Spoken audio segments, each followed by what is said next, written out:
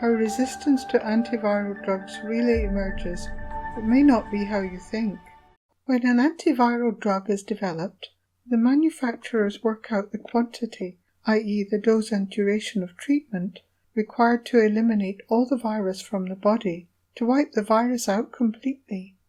The manufacturers have to balance that dose with drug safety, of course. There's no point in wiping out the virus if the host is also killed by the drug. If the drug developer gets the dose wrong, if there's too little drug, then the virus can mutate and develop resistance to the drug. In other words, the drug will no longer cure the virus, it will stop working. This is especially true with RNA viruses, which evolve rapidly due to their high mutation rates. Of course, the drug doesn't gobble up the virus like in this cartoon, and neither do coronaviruses have little faces. Resistance to antiviral drugs occurs when, number 1, if you use too low a dose of antiviral and/or use it for too short a duration, and second, if the drug fails to clear the virus from the whole body. In the case of cats, that means clearing the virus from the gut and the brain, whereas in SARS-CoV-2, antiviral drugs with good penetration of the lungs are required.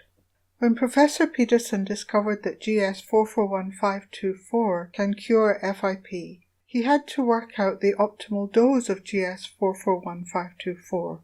He began with a low dose of 2 mg per kilogram by injection, but 5 of the 31 cats died, and one of the cats' coronaviruses developed drug resistance. There were 2 problems with his protocol. First, the amount of the drug, 2 mg per kilogram, was too low, and he later increased it to 4 mg per kilogram. Second, he was using injections, not pills. Therefore, the drug was not hitting the virus where it replicates most, in the intestine. Pills would have reached the virus in the intestine first.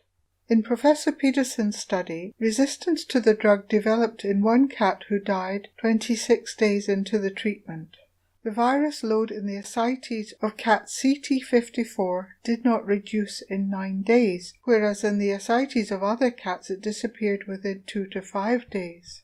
Cat CT54 died or was euthanized after 26 days of treatment.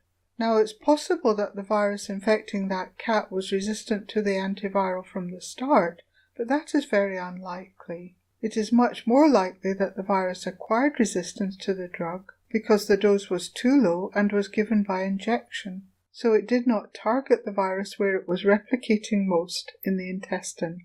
The worst thing you can do is have a substerilizing amount of an antiviral or an antibiotic in the presence of a large amount of pathogen.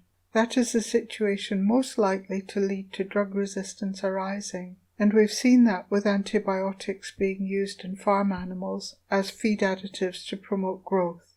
The virus or bacterium needs to be hit hard at the start of treatment so that none can escape and become drug resistant. Professor Peterson subsequently increased the dose of GS441524 to 4 mg per kilogram and got a better recovery rate. Subsequent workers have increased the dose further, so that now we're looking at doses of up to 15 or even 20 mg per kilogram at the start of treatment in order to clear the brain, which is another area, along with the intestine, that the virus can hide out from the drug. This is the reason for Rule 5 of my 10 rules for preventing FIP relapses. Give a 10 to 14-day course of double-dose antiviral to clear the brain of virus. Of course, if the cat has neurological or ocular FIP, then you would use a high dose for the whole duration of treatment, not just the first couple of weeks. I'm still working out how long it takes to clear the brain of virus, and it may be that we'll end up using a neurological dose of antiviral for all cats with FIP regardless of the clinical presentation, but for a shorter duration of treatment than 12 weeks. Most of my cases recovered within 7 to 8 weeks of treatment. If you are about to treat your patient for FIP and drug resistance concerns you, then do Rule 4 of my 10 rules for preventing FIP relapses. Test the cat's feces for feline coronavirus RNA before starting treatment and 1 week into treatment to confirm that the antiviral drug works. Usually a cat with FIP will be shedding virus in their feces before antiviral treatment begins. But a minority of cats with FIP do not shed virus because the virus has a deletion in the 3C gene and can no longer replicate in the intestine. Therefore, you test the cat's feces before beginning treatment just to check that the cat is actually shedding virus. Then you test 1 week into treatment and your cat should be negative. If the cat is positive with the same amount of virus as before, then you know that your antiviral isn't working, and it may be that the virus is resistant. However, it's much more likely that you have a dud batch of pills, especially if they're an unknown brand bought online. Either way, you need to change the treatment to save the cat. I hope you found this video useful. If so, please give it a thumbs up. You may also be interested in my video about Rule 3, which explains more about why we should use antiviral pills and not injections. A PDF of the 10 rules for preventing FIP relapses, with a brief explanation for each rule, can be downloaded from my catvirus.com website.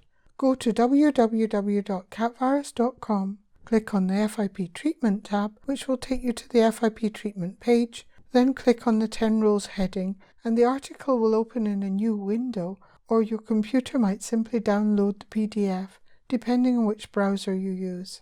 Huge thanks, as always, to the catvirus.com subscribers and donors who funded this video and my research. Thank you for watching, and God bless you and your cats. This is Diane Addy, praying for an end to all animal suffering. Goodbye.